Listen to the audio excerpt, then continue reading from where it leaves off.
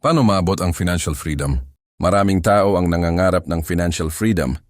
Ngunit paano nga ba ito maaabot? Una, ugaliing mag-ipon. Magtabi ng kahit maliit na halaga sa bawat sahod bago gumastos.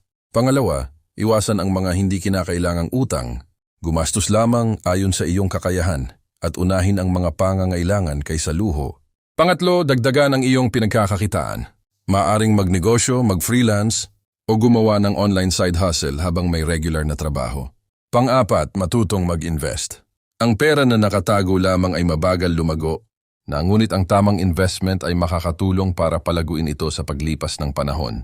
Tiyan panghuli, maging disiplinado at matiyaga. Ang financial freedom ay hindi nakukuha sa isang gabi. Ito ay bunga ng tamang paghawak ng pera at tuloy-tuloy na pagsisikap. Tandaan, huwag magtrabaho lang para sa pera. Hayang ang pera ang magtrabaho para sa iyo.